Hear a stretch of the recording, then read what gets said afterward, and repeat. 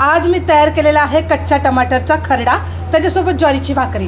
कच्च्या टमाटरचा खरडा मी कसा तयार केलेला आहे याची रेसिपी पूर्ण बघा। व्हिडिओ तुम्हाला नक्की आवडेल, नक्की लाईक करा, शेअर करा, चॅनलला सबस्क्राईब जरूर करा।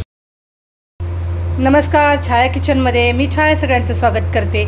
आज मी तुम्हाला कच्च्या टमाट्याचा खरडा तयार करून दाखवणार आहे। त्यासाठी घेतलेले आहे शेंगदाणे, पाव किलो कच्चे टमाटे, हिरवी मिरची, तुम्हाला जसं तिखट लागेल तसं तुम्ही घ्या, लसूण घेतलेला आहे, कोथिंबीर घेतलेली आहे। एवढ्या थोडक्या साहित्यामध्येच मस्त हिरव्या टमाट्याचा आपल्याला खरडा तयार करायचा आहे। इथे मी तवा गरम करायला ठेवलेला आहे। हा खोलगट तवा आहे, ह्याच्यामध्ये टाकायचे आपल्याला टमाटर।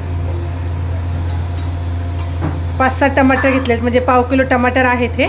तर हे टमाटर आपण भाजून घेऊया, असे तव्यावरती भाजून घ्यायचे डाग पडेपर्यंत। चांगले डाग बघा, डाग यायला लागलेत टमाट्याला। असे स्वच्छ धुवून घेतलेले होते टमाटर आणि डाग येईपर्यंत आपण थोडे टमाटे बघा, असे डाग टमाटे बघा छान असे डाग आले, भाजून घेतलेले आहेत, म्हणजे खरडा खूप छान लागतो। आता हे टमाटर मी काढून घेते आणि शेंगदाणे भाजायला घेते। टमाटर काढून घेतलेले आहेत, आता टमाटर मी बारीक चिरून घेते, तोपर्यंत आपण शेंगदाणे भाजून घेऊया। मस्त असे खरपूस शेंगदाणे भाजून घ्यायचे। शेंगदाणे बघा मस्त खरपूस भाजलेले आहेत। चांगले खरपूस शेंगदाणे भाजायचे आणि थंड झाल्यानंतर त्याचं कूट तयार करायचं आहे। तर शेंगदाणे मस्त खरपूस भाजून घेतलेले आहेत, काढून घेते।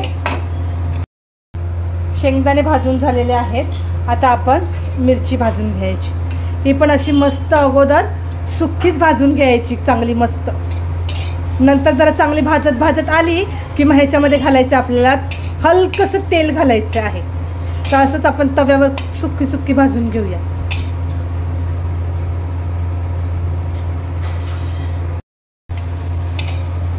बघा आपण हलकेशी असे सुक्की मिरची भाजलेली आहे, थोडेसे कसे खरपूस भाजायला लागलेली आहे। तर आता ह्याच्यावर आपल्याला घालायचं थोडंसं तेल घालायचं आहे, हे बघा अगदी थोडंसं तेल, थेंब। आणि गॅस कमी करून मिरची चांगली भाजून घ्यायची आहे, नाहीतर गॅस चालू असेल फास्ट तर बघा अशी फुटते मिरची।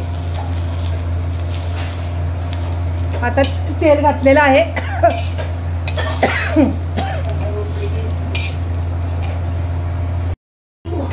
मिरची चांगली मस्त ठसका आलाय आणि छान भाजलेली आहे। आता मी मिरची काढून घेते। मिरची खरपूस भाजून झालेली आहे, शेंगदाणे भाजून झालेले आहेत, टमाटर पण मी बारीक चिरून घेतलेला आहे। आता आपण मिरचीचा खरडा तयार करून घ्यायचा। तर लसूण, मिरची, कोथिंबीर आणि थोडंसं मीठ घालून ह्याचा मी खरडा तयार करून घेणार वेगळा, आणि शेंगदाण्याचं कूट तयार करून घेणार आहे। तवा तापलेलाच आहे, त्याच्यावर घालायचं आहे तेल। एकच चम्मच तेल घालते आणि ह्याच्यामध्ये गॅस कमी करते, ह्याच्यामध्ये घालते टमाटर बारीक चिरले।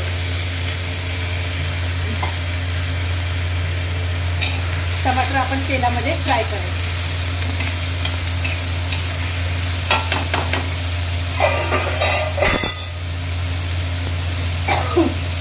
ह्याच्यामध्ये घालायचे आपल्याला चवीनुसार मीठ, अगदी थोडं मीठ घालायचं आहे, कारण आपण जो खरडा तयार करणार आहोत त्याच्यामध्ये पण आपल्याला मीठ घालायचं आहे। आता हे फ्राय करत राहायचं, हे टमाटर तव्यावर फ्राय होते तोपर्यंत मी खरडा तयार करून घेते। आणि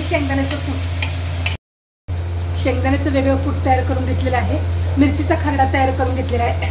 तर आईला असं थोडंसं मिरचू खायचं आहे भाकरी बरोबर, म्हणून थोडंसं बाजूला ठेवते आणि हे टमाट्याच्या मिरचूत टाकणार आहे। तिकडे टमाटर मस्त फ्राय झालेला आहे बघा, खूप छान फ्राय झालेला आहे।